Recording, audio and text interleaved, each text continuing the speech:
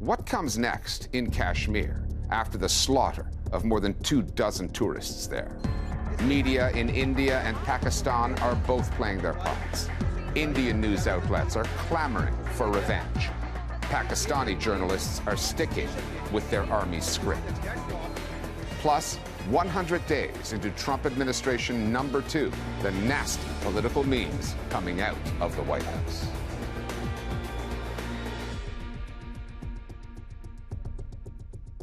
The attack that killed 26 tourists in Indian-administered Kashmir last week was not just an act of terror, it was a wake-up call. One that blew apart a narrative Prime Minister Narendra Modi's government had spent years constructing that claimed Kashmir was safe, open for business, back to normal. But what does normal even mean in a place where journalists have been gagged, dissent is silenced, and civil liberties are threatened? Instead of answers, the Indian government is serving up calls for retaliation.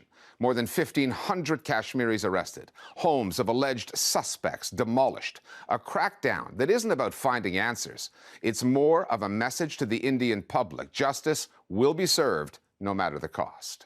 Much of India's mainstream media are echoing the government's line, churning out hyper-nationalistic noise, sensationalistic rhetoric, and fear-mongering. Too busy demanding revenge to ask the most basic of questions. How did this happen?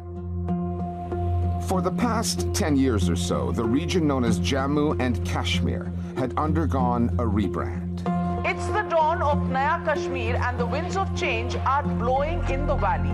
Territory that India and Pakistan have gone to war over multiple times had become, at least according to the Modi government in New Delhi, a new hotspot for tourists. Maximum terrorism की जगह maximum tourism पर shift हुआ है. A message that, as usual, the Indian mainstream media echoed. The valley, once seen as a hotbed of radical Islamist terror, is now the new diplomatic hub. On April 22nd, that narrative of normalcy was demolished. A surreal selfie video, recorded by a tourist on a zip line, captured a horrifying attack in which 26 tourists, almost all of them Indian, were chased down by militants and executed. They not only came deep inside the Indian territory, they also took their own sweet time in segregating all the people based on religion, and they landed up killing the Hindus. We never really thought that, especially the way the tourism had been picking up in these regions, that we would see this kind of a setback. And tourism was a big part of this normalcy narrative because people were encouraged to come to Jammu and Kashmir. The sense of normalcy, people who lived in Jammu and Kashmir, they knew that this is not really the story, that there is this tension underneath the calm. There was a feeling that this calm is just on the surface and there's something underneath just waiting to come out. The government has been trying to claim that terrorism has been replaced by tourism, because BJP have been talking about a solution of Kashmir through changing the demography of the region. Kashmir is the only Muslim majority region in India, and for them the only resolution of Kashmir is to alter its demography. In 2019, Prime Minister Narendra Modi's government took a big step in that direction. A constitutional clause granting Kashmir a unique semi-autonomous status was suspended, bringing the state under New Delhi's control. One nation, one constitution. Then the electoral map was altered, resulting in Jammu, the Hindu-majority region, gaining greater political influence at the expense of the Kashmir Valley, which has a Muslim majority. Other changes have loosened restrictions on non-Kashmiris from settling in the state, leading to allegations that the Modi government was out to permanently change the region's demographics. Significant, newsworthy developments, all taking place with journalists facing more and more suppression, and Muslim Kashmiris coming under all kinds of surveillance. The media has paid in Kashmir a particularly heavy price. Dozens of journalists have been picked up, charged with serious crimes like sedition, booked under the anti-terror law, They would get bail and they would come out only to be jailed again. So floods of tourists were coming in and all of that. But there was also a sense that this was a kind of enforced normalcy. Ever since 2019, there has been an excessive suppression of Kashmiris under military jackboots through panoptic surveillance, which also exists in the digital space. Civil society has been decimated, journalists have been silenced, a narrative has been presented as if, entire Kashmir is complicit in this kind of a conspiracy. More than 1,500 people have been arrested. Houses of alleged terrorists have been demolished without an investigation. So there is a larger collective punishment which is also triggering fear in rest of the population. Because there's this demand for instant justice. Let's get on with it. Let's punish somebody. There isn't enough of a backlash against those government actions. And now those demolitions have stopped because the security forces realized that this is not helping them. And of course, India has blamed Pakistan for these attacks. So there's now a full-on war-mongering on television. With more than 400 Indian news channels on the front lines, in such a crowded media space, crammed with channels competing for viewers and revenues, sensationalist reporting and hyper-nationalistic takes on politics have long dominated the news output. Bharat is getting battle ready for revenge. It is time for Pakistan to pay back for Pahalgam carnage. Networks like Republic TV, Times Now, India Today, and Z News are blaming Pakistan for the killings in Kashmir, calling for military retaliation. The Hindus who were hunted for simply being Hindus in Pahalgam by Pakistan-sponsored Islamist terror groups and their facilitators in India are the children of a lesser god. And they're producing anti-Muslim news content, dangerous and provocative commentary that aligns with the Modi government's Hindu nationalist agenda. That matters because so many Indian news outlets are now dependent on government advertising revenues to stay in business. All of which explains why the focus of the coverage has not been on the security failures that led to the atrocity, let alone holding the Modi government accountable. The media currently is guilty of constant warmongering to inflame temper, painting these almost cartoonish scenarios of how India is going to invade Pakistan. वैसे तो पाकिस्तान को नींद नहीं आ रही है, बुरे-बुरे सपने आ रहे हैं, पता नहीं कब कौन सा बम कहां से आकर गिर जाए. That is not at all what responsible journalism is meant to be. There is also a worrying parallel spike in Islamophobia. And this latest attack in Kashmir has given rein to those using it to wrongfully target Indian Muslims. This monster is a creation of the government. Now the question is whether the government is now incapable of putting back the genie in the bottle, or does it want to deliberately promote it? Much of these social media handles perpetuating hate have been trying to attack Muslims, particularly Kashmiri Muslims, Kashmiri students, to the point that many students had to flee because the governments in those states failed to provide them any protection. The mainstream coverage has been jingoistic, has been extremely aggressive, and perhaps what we are not realizing is that this perhaps is what the terrorists want, because the very basis of this attack is hatred. It's segregating people on the basis of religion and killing. The response has been full of anger, but there should be a much more educated response on what really have been our intelligence failures, because for sure there has been one. This potential conflict between two nuclear powers has India and Pakistan's combined populations now approaching 1.7 billion people on edge. They have reason to be, particularly when Indian news outlets repeatedly refer to a war now being fought overseas, a genocidal one. Tonight, we show you how the April 22 attack in Kashmir echoes the horror of October 7th. When Narendra Modi spoke earlier this week, he stayed away from the question of Indian security failures in Kashmir and then did something he seldom does, switching from Hindi to English to deliver a message to an outside audience. India will punish every terrorist. We will pursue them to the ends of the earth.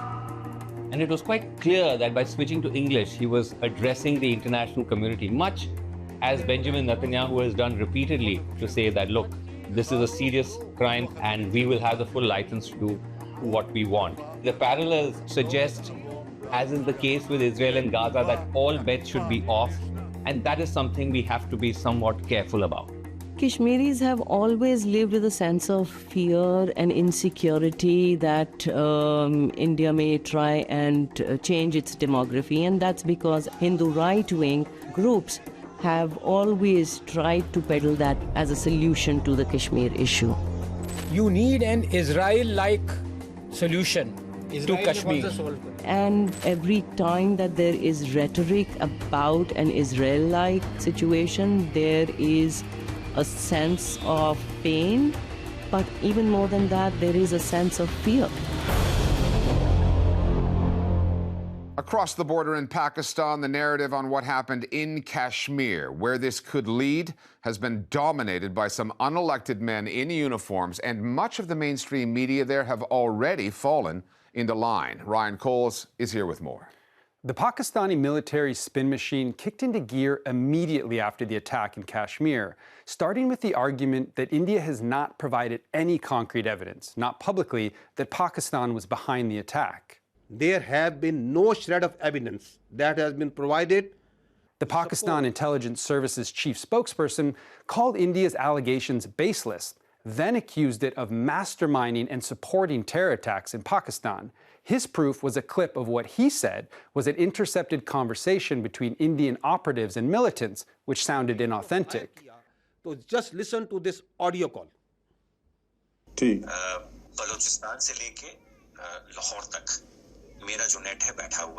Social media users said the whole thing felt scripted, acted out. The Pakistani military has been ramping up its accusations against India for the past few years, but they chose now, in the aftermath of an attack in Indian-administered Kashmir, to make the evidence they had public. The mainstream media there are lapping it up. The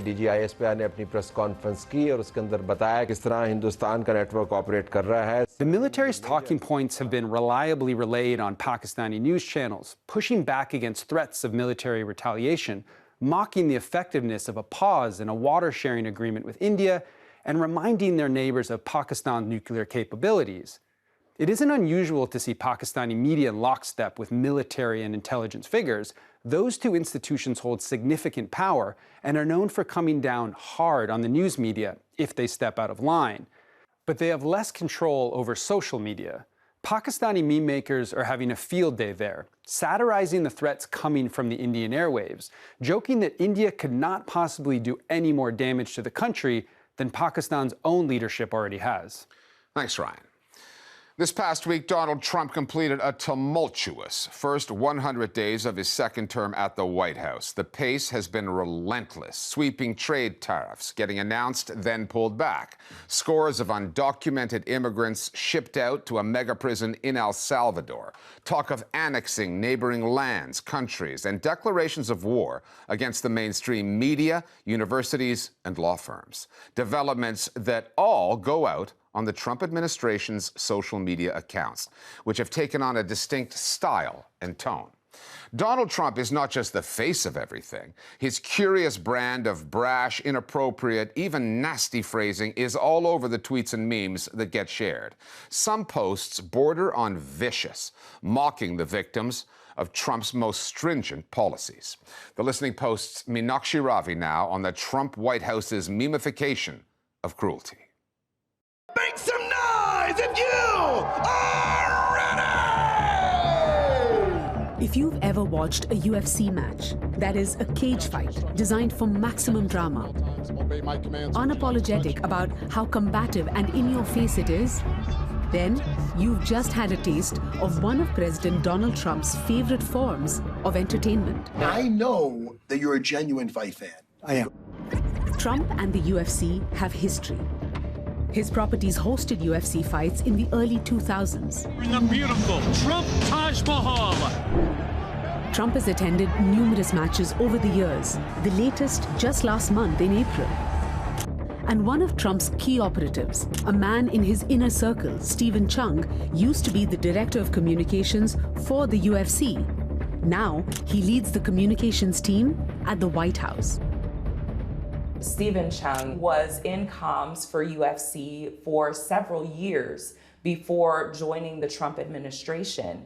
And he was known as one of these heavy hitters who did things like remove people who did not agree with the administration, which is something that he took from his time at UFC. If there was someone who challenged UFC, that person would not get access. And here's my colleague, Stephen Chung. So Stephen Chung is quite well known as a figure who doesn't really take prisoners. Crooked Joe Biden and his campaign are in complete freak-out mode. So he's a big fan of using cuss words and mean words and kind of scapegoating people and discrediting them. So that's also partially where you might see this memefication of communications from the White House coming from. He's sort of the attack dog, right? And he is trusted by Trump himself. The primary reference point, not just for speechwriters, but also for people running the official social media accounts, is the president's own voice. What the hell did I do for democracy? Last week I took a bullet for democracy. The effort to recreate that sort of brash, in-your-face tone that Trump is so famous for. It's a much more in-your-face, much more attention-seeking way of running these accounts. The Department of Defense is regularly putting out viral content. The White House itself is putting out viral content. And this is a significant departure from how things were done before. There is a template, a norm in government communications. The presentation is formal, the language official, even legalistic, and the tone is meant to be non-partisan. This straight-laced style has loosened up in the past few years. This picture was tweeted by the Obama White House on so-called National Cat Day in 2015. As Joe Biden tried to battle reports of his forgetfulness and old age, he leaned into this meme, pitching him as a Superman, a strategic mastermind. And Trump and his team were into memes even in the first term. They kept it off the White House social media, but it was all over Trump's own account. The first Trump administration was also quite a fan of kind of short and catchy slogans, right? Lock her up, build the wall. Drain the swamp. And nowadays, we're seeing a continuation of that trend. And alongside that, right, there's this idea that strength comes from being able to do what you want. This strength of a fighter, right? This strength through force, this strength of being able to enforce your will onto others. The meme as tool is extremely powerful. Social media is omnipresent. It's what people look at when they wake up in the morning. It's what they look at right before they go to bed. This administration and the campaign that preceded it is one of the first to really tap into it in a deliberate and knowing way. Many of them are single images or short videos, which tend to be promoted by social media algorithms. If you come to our country illegally, this is one of the consequences you could face. If you'll take the Secretary of Homeland Security, Kristi Noem, standing in front of an El Salvadorian prison, you don't have to understand the legalities, you do not have to understand the technicalities in order to parse the picture.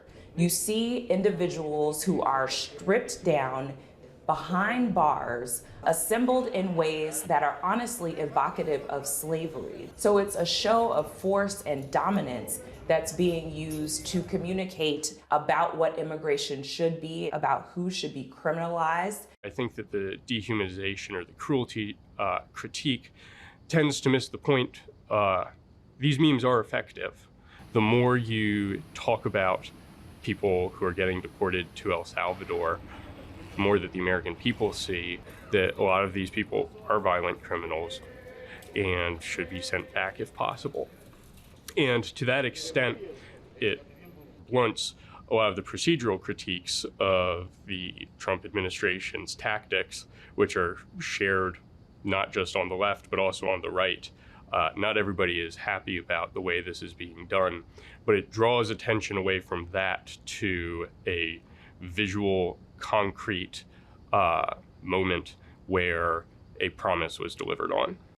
From the bombastic profile description, to the Trump trumpeting posters, to the smiley clips of the White House press secretary, let's roll through everything President Trump did for you, the American people. The social media accounts of the Trump White House are a study in rule-breaking, norm-busting government messaging. The perfect illustration of this approach was contained in this post. The subject was a woman convicted of drug trafficking. Not only did the White House share a photo of her crying at her arrest, but they took that photo and made it into a cartoon, mimicking a Japanese animation style that had been a viral trend for about a week or so in March. It is a dramatic enough photo to see this person handcuffed and being led away. That is a striking and dramatic image enough to say that we're being tough on crime. However, the Trump White House takes this a step further and renders this picture in the Studio Ghibli style. And that should give us some pause. These are not laughing matters. If, as the caption says, fentanyl has been as harmful as we can count with American deaths and the impact on our economy, and this is a person who is part of that trade, there's no reason for an animation treatment. It appealed to the younger base, which tends to be very concerned about immigration specifically. It captured a moment in the zeitgeist. And I mean, it was a success. It was shared a great deal, including by people who hated it.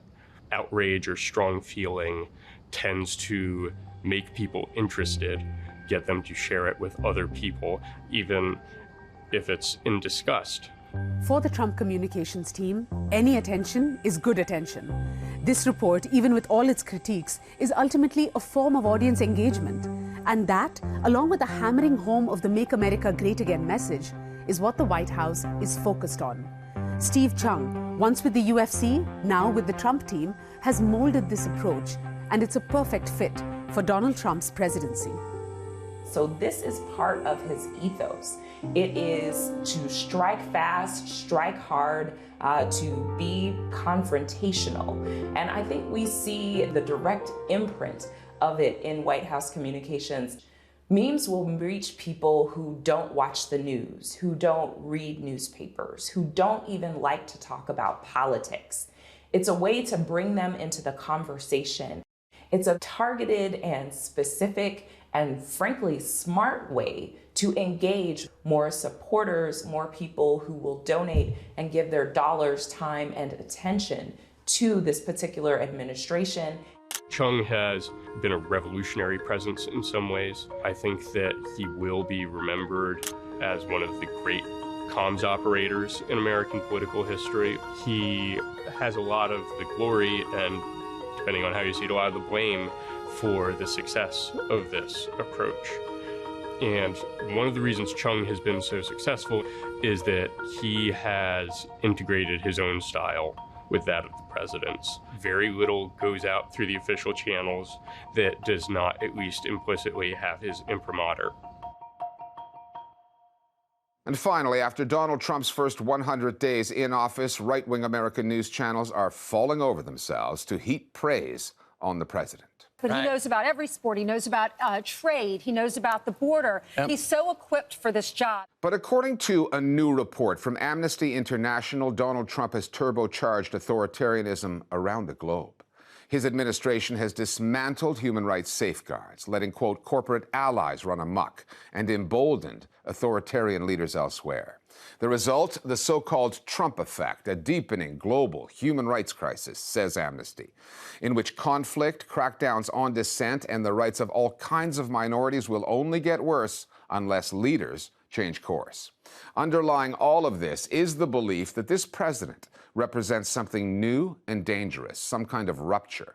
However, 18 months of genocide in Gaza, facilitated by countries in the West, should have put the lie to that notion long ago. And media outlets would do well to remember that Donald Trump, as regressive as he is, does not represent an aberration in the U.S., more like an unmasking of illiberal tendencies that run deep in America.